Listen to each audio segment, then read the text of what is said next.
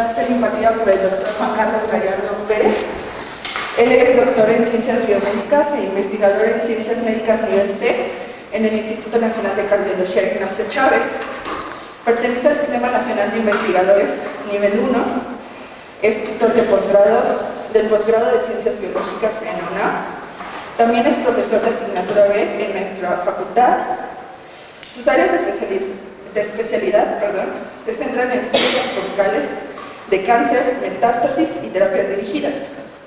Ha formado múltiples recursos humanos entre alumnos de licenciatura, maestría, alumnos para el Programa Nacional de Servicio Social y alumnos para la Dirección de Estancias Cortas y de Verano de Investigación. Ha asistido a múltiples congresos nacionales e internacionales y cuenta con un apoyo, de parte de CONACYT para un proyecto de investigación. Muchas gracias por estar.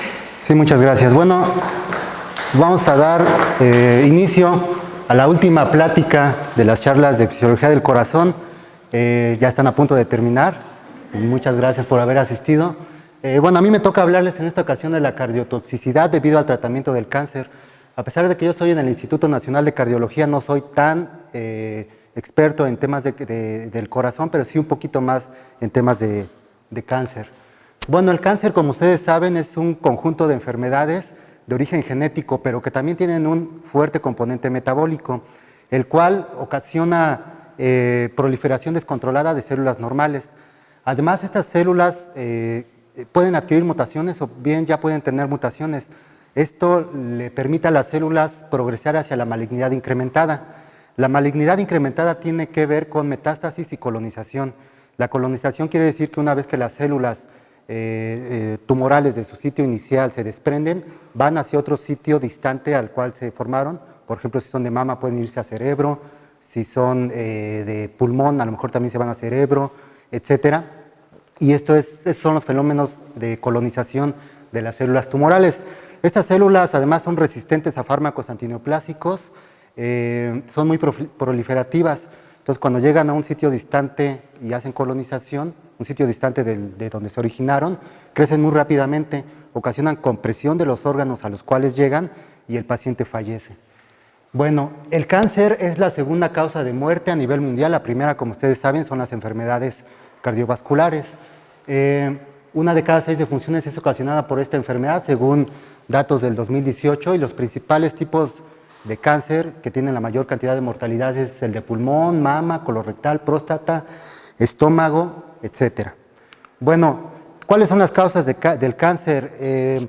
Por supuesto, ustedes han escuchado de los carcinógenos, una gran cantidad de factores que ocasionan cáncer, que incluyen la dieta, que incluyen, por ejemplo, también factores químicos ambientales, casi cualquier situación, la luz solar, radiación ultravioleta, casi cualquier situación externa que ocasiona un daño en las células ocasiona cáncer, ocasiona proliferación descontrolada. Entonces es una paradoja en el cáncer, cómo muchas cosas en el ambiente pueden generar un evento de proliferación descontrolada. Bueno, no tan independientemente de estas cuestiones, pero sí hay hipótesis del surgimiento del cáncer por células troncales. No se contrapone con todo lo que ya se ha establecido del inicio y surgimiento del cáncer, sino que más bien estas teorías vienen a enriquecer un poco el origen del cáncer. Entonces aquí tenemos un tejido epitelial en donde hay células que sufrieron algún daño, estuvieron expuestas a algún químico ambiental, luz solar tal vez, luz ultravioleta, etcétera, estuvieron expuestas y entonces sufrieron un daño, las células se mueren. Lo que hace el organismo es que hay células que pueden dividirse para volver a regenerar estas células. Una vez que se proliferan, se dividen y se regenera el tejido, dejan de proliferar y se repara ese tejido. Puede ser que tal vez esa célula que tenía la capacidad de regenerar esas células también sufrió un daño. Entonces hay células troncales en el tejido epitelial que pueden generar también por división asimétrica otras células ya no con característica de troncalidad, sino con células epiteliales. El tejido se repara y deja de proliferar. También puede ser que hay células que sufren algún daño, pero no hay células troncales cerca. Entonces lo que hacen las células que sufren un daño antes de morir es que liberan todavía algunas señales, interleucinas, quimiosinas, etcétera, que llaman a células troncales desde el torrente sanguíneo para que formen diversas células con diferentes potencialidades y puedan reparar el daño. Y eso es lo que ocurre de manera normal. En el cáncer, ¿qué es lo que pasa? En el cáncer hay un daño crónico, inflamación crónica, prolongada durante mucho tiempo, y entonces hay generación de especies reactivas de oxígeno, por ejemplo, entre muchas otras cosas. Entonces, el tejido llama células troncales del torrente sanguíneo. Una vez que llegan al sitio de inflamación crónica, las células troncales se encuentran con condiciones que ocasionan mutaciones. Esas mutaciones ocasionan que las células dejen de proliferar, continúen proliferando de manera descontrolada, de tal manera que no nada más se quedan como células troncales normales, sino como células troncales de cáncer y forman un tumor grande, heterogéneo, porque también tiene células que no son troncales, pero que sí son células tumorales. Por eso es que se dice que el cáncer es una herida que nunca cierra. Las células llegan a reparar el daño, pero como sufrieron una mutación, continúan proliferando de manera descontrolada y la herida nunca se cierra. Bueno, los tratamientos anticancerosos han incrementado un poco la eficacia y, por ejemplo, hay pacientes que tienen una sobrevida libre de la enfermedad con un poco mayor de tiempo. Por ejemplo, para cáncer de mama, si los tratamientos actuales les permiten a las pacientes en diferentes edades tener una progresión de enfermedad de 10 años, hay terapias que pueden incrementar esta sobrevida, pero unos cuantos años, incluso unos cuantos meses. Entonces, cuando se dice que hay éxito en los tratamientos, no crean que es porque el cáncer se curó, sino porque más bien se pudo avanzar unos cuantos meses con sobrevida de la paciente libre de la enfermedad, con tratamiento. Bueno, pero al hacer esto se ha evidenciado que hay daños cardiovasculares muy relevantes, por ejemplo, insuficiencia cardíaca, que van desde estos, enfermedades de arterias coronarias, miocarditis, enfermedad pericárdica, hipertensión, etcétera, perturbaciones metabólicas y avasculares también.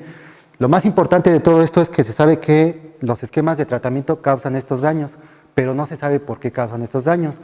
Son tratamientos que ahorita lo vamos a ver, van dirigidos a características propias del tumor, características que no tiene el corazón. Entonces, ¿por qué daña al corazón? Esto, lo mecanístico de por qué hay daño al corazón en tratamientos anticancerosos, no se sabe. Es un tópico de investigación bastante relevante. Bueno, la cardiotoxicidad puede ser aguda, que puede ocurrir un poco después de los tratamientos. El paciente empieza a sentir arritmias, empieza a sentir pues, algunas otras complicaciones que después le conducen a algún evento cardíaco. Pero principalmente es crónica, y crónica es de dos tipos. El tipo 1 es un daño irreversible a las células cardíacas y usualmente está dado por los tratamientos con antraciclinas y la quimioterapia. Las antraciclinas, si ustedes saben o recuerdan, incluyen la doxorubicina o adriamicina, un tratamiento que se ocupa en muchos esquemas para el cáncer de mama. Bueno, estas antraciclinas, para recordar, su mecanismo de acción es que se hacen complejos con el DNA, se intercalan entre las pares de bases y inhiben las topoisomerasas. Hay sinasas que, como ustedes han visto seguramente en sus cursos, están patrullando a lo largo del DNA para detectar daños en el DNA. Aquí detectan un daño, activan a la proteína P53 para detener el ciclo celular y tratar de reparar el daño. Obviamente con las antraciclinas no pueden reparar el daño, entonces inducen muerte, activan a P53 para que la célula se vaya a muerte celular por apoptosis. El otro tipo de daño cardíaco es causado por terapias biológicas. Las terapias biológicas tienen que ver con anticuerpos monoclonales. Todo lo que ustedes vean que termina con MAB, mouse antibodies, son anticuerpos monoclonales. Estos incluyen, por ejemplo, el trastuzumab. Vamos a ver cómo funciona. En las células de cáncer de mama, en algunos tipos de células de cáncer de mama, se sobreexpresan el receptor para el factor de crecimiento epidérmico humano tipo 2, el HER2-Neu. Cuando se sobreexpresa y se activa por su ligando, se activan vías de señalización que favorecen la proliferación descontrolada. Esto es lo que sucede en el cáncer. Las terapias biológicas tienen que ver con el trastuzumab. Es un anticuerpo monoclonal que se pega al HER2, de tal manera que al momento de que se pega, bloquea su unión de ligando con su receptor, y entonces se supone que ya no habría señalización intracelular y no habría proliferación descontrolada. Este tratamiento es relativamente exitoso, las pacientes pueden tener una sobrevida libre de enfermedad de hasta 8 o 10 años dependiendo de la edad, pero se ha visto que, y hay evidencias, que muchas pacientes en un estudio con 179 pacientes con cáncer de mama, 44%, casi el 50% desarrollaron un evento cardíaco, principalmente insuficiencia cardíaca, y un 10% desarrolló otros tipos de eventos en tiempos relativamente cortos, desde el 1 y el 2 años de tratamiento. Entonces estamos dando tratamiento, pero no estamos siendo capaces de determinar si esos tratamientos tienen efectos laterales sobre el corazón. Bueno, también se ha visto que, por ejemplo, el estatus hormonal puede servir para proteger del daño por los tratamientos.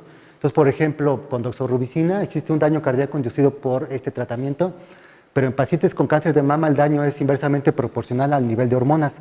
Si hay más hormonas femeninas y le están dando al paciente doxorubicina, hay menos daño. Y esto parece ser que tiene que ver con un menor estrés oxidativo en los miofilamentos, pero no está completamente determinado. ¿Qué es lo que pasa? ¿Cuál es el problema? Bueno, en el cáncer de mama, la androsterona y la testosterona por la aromatasa es pasada a estrona y a estradiol. El estradiol lo ocupan las células de cáncer de mama para su proliferación incrementada. El estradiol, las células de cáncer de mama tienen elevados niveles de receptor de estrógeno. Atrapan al estradiol, pasan la membrana plasmática, es una hormona lipofílica, llegan hasta el DNA y actúan como factores de transcripción para inducir un programa de proliferación descontrolada. Pero para la terapia contra el cáncer de mama a veces se usan inhibidores de aromatasas. Entonces, si estamos inhibiendo las aromatasas, no hay estradiol. También se usa, por ejemplo, el tamoxifen. El tamoxifen es un inhibidor del receptor de estrógeno, entonces tampoco las hormonas llevarían a cabo su función. Entonces, le estamos dando un tratamiento para tratar de inhibir la proliferación descontrolada en las células de cáncer de mama, pero estamos también ocasionando que eventos cardíacos por doxorubicina sean más evidentes, se presenten. Estos daños incluyen fibrosis, apoptosis, rigidez de cardiomiocitos y depósitos de colágeno. Adicionalmente se ha visto que en células aisladas, en cardiomiocitos aislados, hay un daño al DNA mitocondrial y generación de especies reactivas de oxígeno por el tratamiento con doxorubicina. Esto es por la activación de las vías apoptóticas extrínsecas e intrínsecas por la doxorubicina. Bueno, la terapia de radiación también, que es una terapia de radiación para el cáncer que se aplica para muchos tipos de tumores, también se ha visto que tiene diversos eventos cardíacos, incluidos, por ejemplo, daño microvascular, enfermedad valvular, enfermedad pericárdica. ¿Y esto por qué ocurre? Porque se ha determinado que hay riesgo de daño cardíaco, disfunción cardíaca, con altas dosis de radioterapia, particularmente 30 grays. Fíjense que para el tratamiento de diferentes tipos de tumores localizados ocupan desde 25 hasta 60 grays dependiendo del área en el cual se encuentra el tumor. Entonces, este daño también se incrementa si el tumor está cerca del corazón, si es, por ejemplo, un tumor de mama, o si es un tumor pulmonar, o si es un tumor que hizo metástasis a ganglios linfáticos y se le tiene que dar radiación, está expuesto a un daño también cardíaco. Bueno, también se encuentra la inmunoterapia del cáncer, genera daño cardíaco. Aquí lo que ocurre es que las células T tienen dos receptores importantes, que son estos, CTLA4, PD1, que estos tienen su contraparte con las células presentadoras de antígeno y con las células tumorales. Cuando se unen, hay un efecto inhibitorio. Esto quiere decir que la célula T no se activa y por lo tanto no puede lisar a las células presentadoras de antígeno ni a la célula tumoral. La inmunoterapia de cáncer, que es bastante eficiente en algunos pacientes, incluye anticuerpos monoclonales que bloquean estos receptores. Al momento de bloquearlos, ya no hay un efecto inhibitorio y entonces las células T maduran y son capaces de de matar a las células tumorales. Entonces, se ha logrado una sobrevida para diferentes tipos de pacientes, particularmente pulmón y algunos otros, de más de 10 años. Sin embargo, hay eventos cardíacos también asociados a esto, cardiomiopatías, fibrosis en el miocardio, miocarditis, las que se encuentran aquí. ¿Por qué entonces, decimos nosotros, por qué cuando les damos un tratamiento, por qué no nos fijamos primero si tiene efectos laterales? parece ser que esto no se hace de manera rutinaria. Otro tratamiento anticanceroso que genera daños en el corazón es la antiangiogénesis. Vean que se trata, la angiogénesis tiene que ver con el factor de crecimiento endotelial vascular. Ese es el que está encargado de formar los vasos sanguíneos. Y se trata con moléculas inhibidores de tirosinasas, que son pequeñas moléculas que se pegan a la región intracitosólica de fosforilación de los receptores, por ejemplo, del receptor del factor de crecimiento endotelial vascular, y lo bloquean para que no se genere la cascada de señalización que genera los vasos sanguíneos. Esta terapia se utiliza porque conforme un tumor va creciendo, va formando zonas hipóxicas. Las zonas hipóxicas activan al HIF-1 alfa, que ustedes recuerdan, Semens acaba de ganar el premio Nobel por determinar los mecanismos que regulan al factor inducido por hipoxia. Y este es un factor de transcripción que activa al VEGF, y el VEGF llama a los vasos sanguíneos para que las células tumorales, todo el tumor, tenga otra vez el aporte de oxígeno y de nutrientes para seguir proliferando. Pero bueno, se ocupan entonces estas terapias antiangiogénicas, pero hay estos daños, eventos cardíacos, ¿no? Entonces, con todo esto, entonces nosotros nos preguntamos, ¿por qué si estas terapias causan eventos cardíacos, por qué no se prueban antes en modelos de animales, por ejemplo, para ver cuál puede ser su efecto? Entonces, en el laboratorio nosotros tenemos un modelo de Open Chest en ratas, no sé si ustedes lo conozcan. De manera general es un modelo in vivo que sirve para evaluar la eficiencia cardíaca, porque no vamos a evaluar esto en pacientes, o no lo vamos a ver después de 20 años que el paciente ya tiene una enfermedad. Entonces aquí lo que pasa es que ponemos las drogas antineoplásicas, la que ustedes quieran, la experimental, todas las que ustedes quieran, la introducimos en la vena cava. Esto pasa a través de todo el sistema y lo podemos estar reperfundiendo durante 1 hora, y en 1 hora vemos los eventos cardíacos. Entonces, por ejemplo, aquí, bueno, el trabajo cardíaco que es presión por frecuencia cardíaca, lo podemos ver en estas gráficas, y en estas gráficas podemos ver el máximo consumo de oxígeno. Aquí, es un estudio del 2005, se midió, por ejemplo, la driamicina, la doxorubicina, la antraciclina, la que ahora ya sabemos que tiene mayor cantidad de eventos cardíacos. Y vemos que a concentraciones de 3.5 micromolar, vean cómo el trabajo cardíaco disminuye casi al 10%, casi al 10%. Entonces, al ver esto, nosotros decimos, ¿por qué le están dando a los pacientes tratamiento con doxorubicina, con antraciclinas? Si ustedes hicieran estos experimentos antes de someterlos a pacientes, seguramente no lo usarían. Hay otro que, por ejemplo, es el cisplatino. A su máxima concentración, es para tratar células, para tratar cáncer cervicuterino. Vean cómo pues sí tiene algún efecto sobre la presión cardíaca, pero no tanto. Y precisamente coincide con que en la clínica es uno de los tratamientos que casi no tienen efecto sobre el corazón. Sí, sobre el riñón, pero sobre el corazón no tiene efecto, ¿no? Bueno, entonces, ¿cómo podemos prevenir la cardiotoxicidad? Hay 2 estrategias para prevenir esa cardiotoxicidad. La primera sería una científica, y la otra pues no es tan científica, pero pues también se las tengo que decir. La primera será combinación de drogas antineoplásicas, drogas que van sobre diferentes blancos sobre diferentes blancos tumorales para inducir sinergismos. Nosotros en el laboratorio también estamos trabajando con estas combinaciones de drogas, por ejemplo, cisplatino. Cisplatino ya vimos que no tiene tanto efecto sobre el trabajo cardíaco, sobre el consumo de oxígeno en el corazón. Y el celecoxib, que ustedes conocen tal vez, es un NSAID, un antiinflamatorio no esteroideo, que su principal función es inhibir la ciclooxigenasa 2, pero también hemos visto en el laboratorio que inhibe el metabolismo energético mitocondrial. Bueno, ven aquí cómo con las combinaciones, el cisplatino con 15 micromolar, con 15 micromolar mata el 50% de las células, pero cuando lo combinamos con bajas dosis de celecoxib puede llegar hasta el 85% de inducción de muerte, de disminución de la viabilidad. Esto nos quiere decir que si hacemos combinaciones de drogas podemos hacer que las drogas sean menos tóxicas para el corazón, por ejemplo para el riñón, y más específicas sobre las células tumorales. Pero bueno, no solo esto, también hay algunas otras. Por ejemplo, en términos conductuales dicen que el tipo de personalidad, el temperamento, la ansiedad, depresión pueden también influenciar un evento cardíaco. A nivel psicológico se ha visto eso, pero no está tan bien estudiado. ni se sabe cuáles serían los marcadores o cómo, ¿no?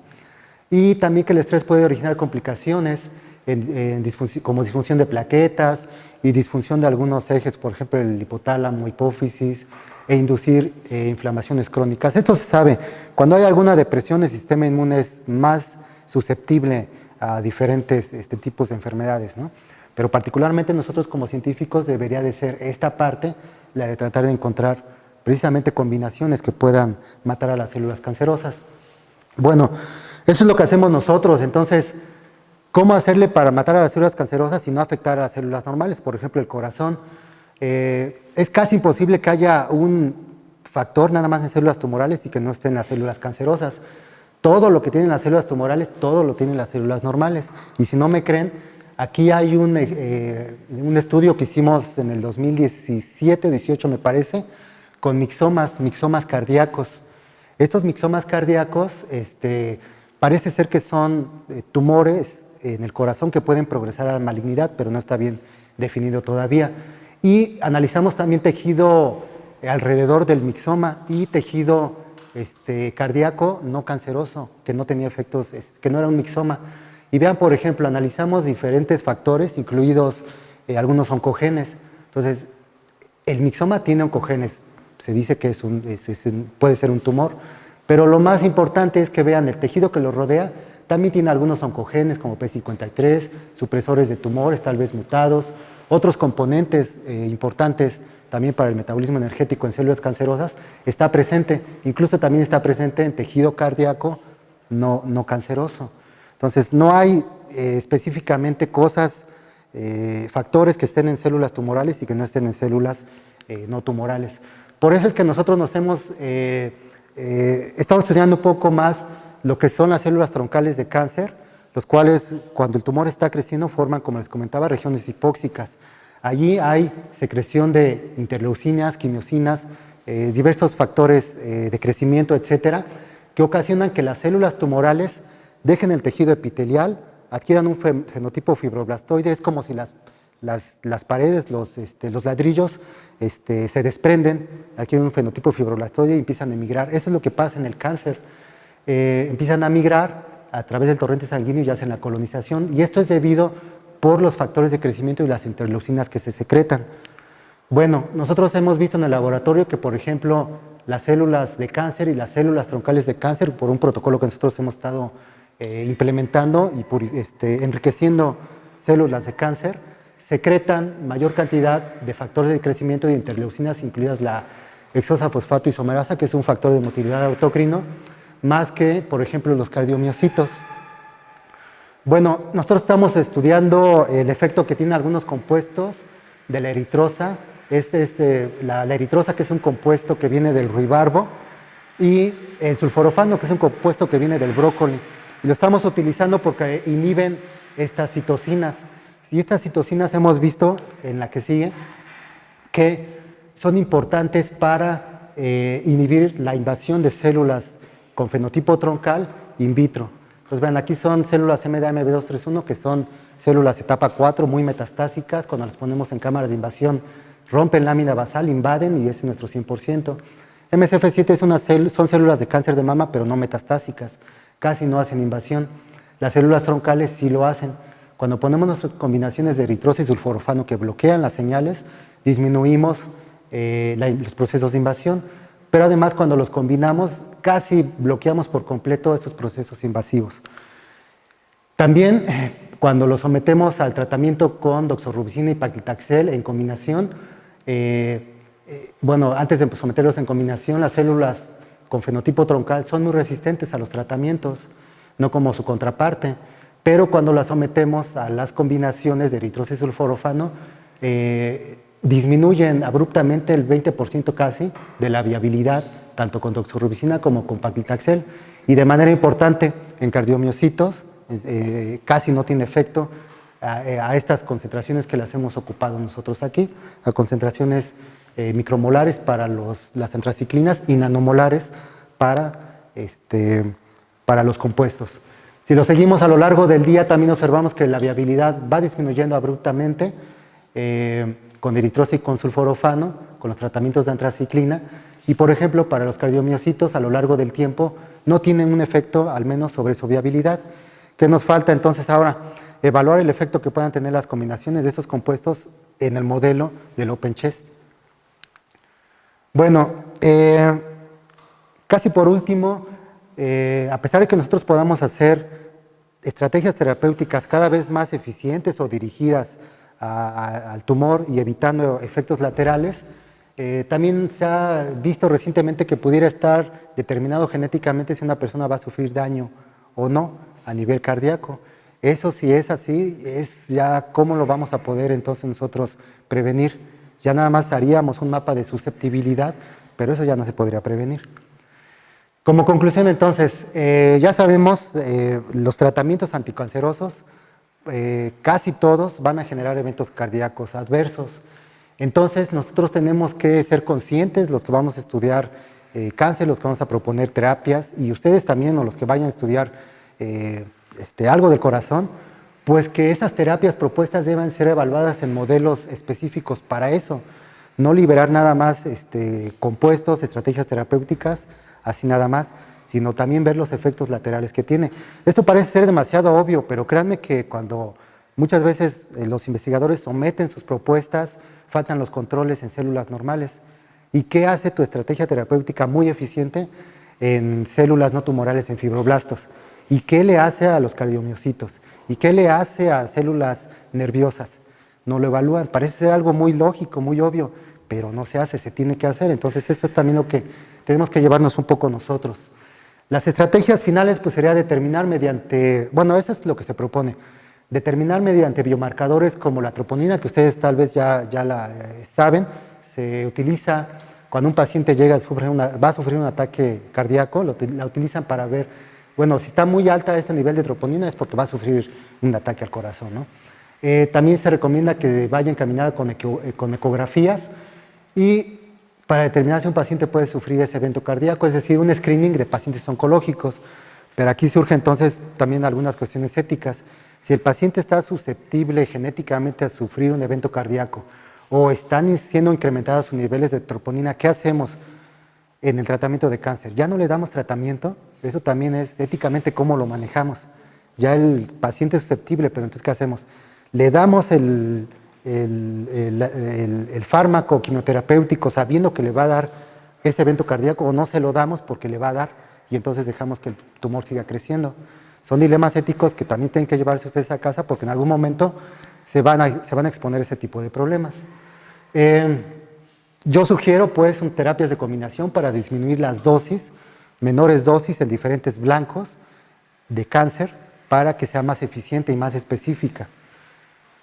Cambios en los estilos de vida, pues sí hay que hacer ejercicio, hay que comer sano, etc. Y el reto para todos pues es evitar que los tratamientos anticancerosos induzcan eventos cardíacos. ¿Esto cómo lo podemos hacer? Pues con algunas estrategias de las que vienen aquí. ¿Sale? Bueno, por mi parte eso es todo.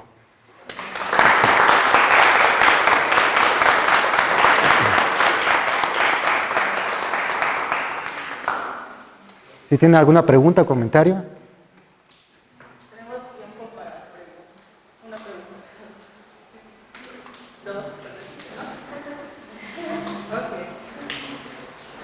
Muchas gracias, doctor. Sí. Tenemos un pequeño Sí, muchas gracias. presente de parte de Colombia. Claro que sí. Sí, muchísimas gracias. Y pues bien, con esta charla damos por concluido el día completo de Fisiología del Corazón. Gracias por asistir, gracias por estar aquí. Entonces, muy felices de estar con tanta convocatoria de fisiología animal. Y tienen que saber que tenemos un antecedente, porque en el nuevo plan ya no estaba contemplada la fisiología animal.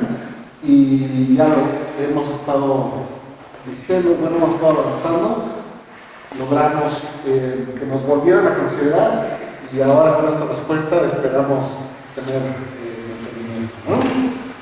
Bueno, agradecemos su asistencia los 3 días.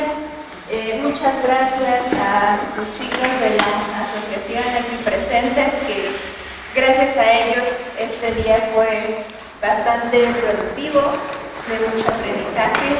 Entonces, chicos, por favor, unas palabras. Sí, su crédito de hoy su crédito de...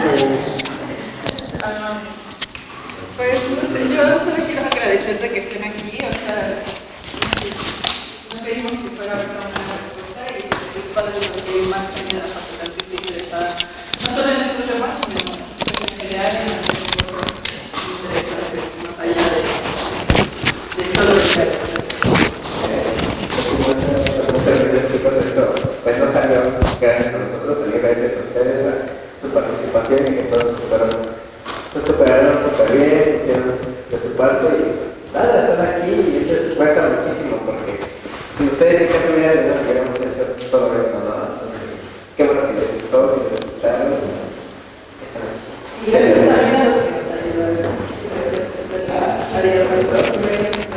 Y tenemos que seguir desarrollando la sociología por si quieren.